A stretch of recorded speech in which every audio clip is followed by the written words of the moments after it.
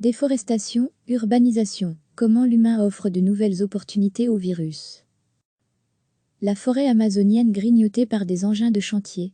Un élevage intensif de volailles installé sur les rives du lac chinois Poyang, peuplé d'oiseaux sauvages, l'empiètement de la nature par l'humain ouvre des opportunités au virus. Des rencontres inédites entre espèces, qui peuvent se révéler explosives. On pense aujourd'hui à lutter contre le Covid-19. Il faudra penser aussi à réfléchir à la façon dont, en amont, l'humain empiète sur les milieux naturels. Sophie Van Wambuck, professeure de géographie médicale à l'UC Louvain, nous explique pourquoi.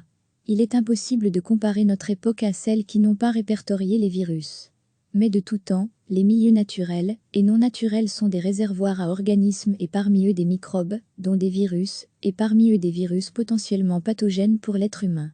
Il n'y a vraisemblablement pas plus de virus aujourd'hui qu'auparavant, explique la spécialiste en géographie médicale, mais il y a aujourd'hui bien plus d'opportunités pour les virus de découvrir un chemin vers une autre espèce. La population mondiale grandit et avec elle la pression sur les milieux naturels. L'homme ronge de nouveaux territoires pour vivre, pour élever ou cultiver, mais aussi pour en exploiter les ressources naturelles, pour ses productions industrielles. Lorsque les animaux sauvages qui y vivent, jusqu'alors confinés dans leur habitat naturel, entrent en contact avec l'humain, les microbes qu'ils charrient rencontrent l'homme aussi. Parfois il y a un hôte intermédiaire, un animal qui fait pont.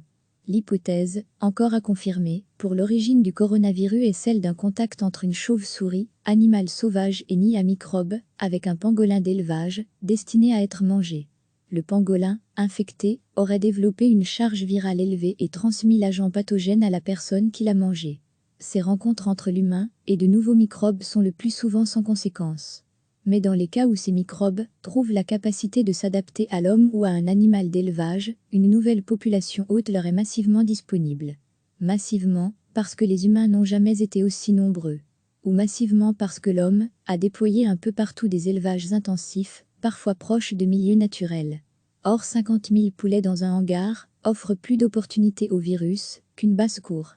Degré, toutes les infos sur l'épidémie de coronavirus en Belgique et dans le monde, plus ces rencontres se multiplient, plus il y a des risques de transmission de virus potentiellement pathogènes. C'est comme à la loterie, compare Sophie Van Wambuck.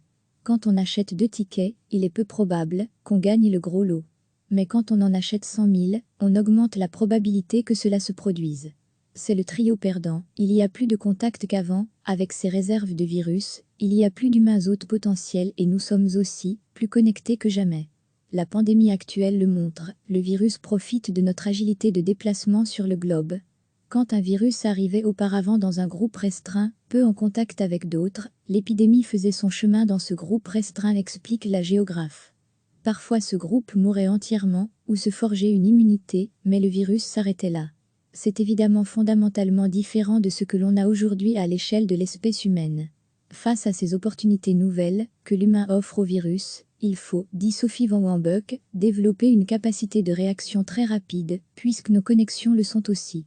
Mais également réfléchir à notre pression sur la nature et notre façon d'en côtoyer les espèces sauvages. Recevez chaque matin l'essentiel de l'actualité. La forêt amazonienne grignotée par des engins de chantier.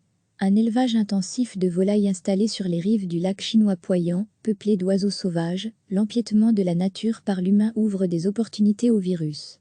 Des rencontres inédites entre espèces, qui peuvent se révéler explosives. On pense aujourd'hui à lutter contre le Covid-19. Il faudra penser aussi à réfléchir à la façon dont, en amont, l'humain empiète sur les milieux naturels. Sophie Van Wambuck, professeure de géographie médicale à l'UC Louvain, nous explique pourquoi. Il est impossible de comparer notre époque à celles qui n'ont pas répertorié les virus.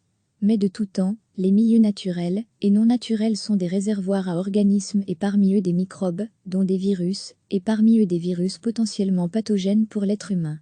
Il n'y a vraisemblablement pas plus de virus aujourd'hui qu'auparavant, explique la spécialiste en géographie médicale, mais il y a aujourd'hui bien plus d'opportunités pour les virus de découvrir un chemin vers une autre espèce.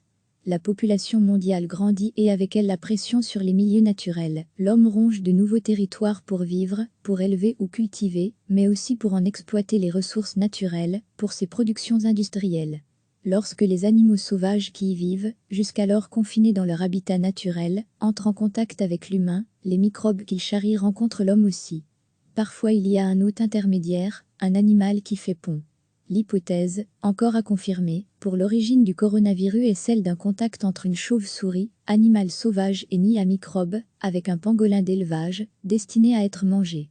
Le pangolin, infecté, aurait développé une charge virale élevée et transmis l'agent pathogène à la personne qui l'a mangé. Ces rencontres entre l'humain et de nouveaux microbes sont le plus souvent sans conséquence. Mais dans les cas où ces microbes trouvent la capacité de s'adapter à l'homme ou à un animal d'élevage, une nouvelle population hôte leur est massivement disponible. Massivement, parce que les humains n'ont jamais été aussi nombreux. Ou massivement parce que l'homme a déployé un peu partout des élevages intensifs, parfois proches de milieux naturels. Or 50 000 poulets dans un hangar offrent plus d'opportunités au virus qu'une basse-cour. Toutes les infos sur l'épidémie de coronavirus en Belgique et dans le monde. Plus ces rencontres se multiplient, plus il y a des risques de transmission de virus potentiellement pathogènes. C'est comme à la loterie, compare Sophie Van Wambuck. Quand on achète 2 tickets, il est peu probable qu'on gagne le gros lot. Mais quand on en achète 100 000, on augmente la probabilité que cela se produise. C'est le trio perdant. Il y a plus de contacts qu'avant, avec ces réserves de virus, il y a plus d'humains hôtes potentiels et nous sommes aussi plus connectés que jamais. La pandémie actuelle le montre, le virus profite de notre agilité de déplacement sur le globe. Quand un virus arrivait auparavant dans un groupe restreint, peu en contact avec d'autres, l'épidémie faisait son chemin dans ce groupe restreint, explique la géographe. Parfois ce groupe mourait entièrement, ou se forgeait une immunité, mais le virus s'arrêtait là. C'est évidemment fondamentalement différent de ce que l'on a aujourd'hui à l'échelle de l'espèce humaine. Face à ces opportunités nouvelles que l'humain offre au virus, il faut, dit Sophie Van Wambuck, développer une capacité de réaction très rapide, puisque nos connexions le sont aussi. Mais également réfléchir à notre pression sur la nature et notre façon d'en côtoyer les espèces sauvages. Cliquez sur s'abonner pour recevoir les dernières nouvelles.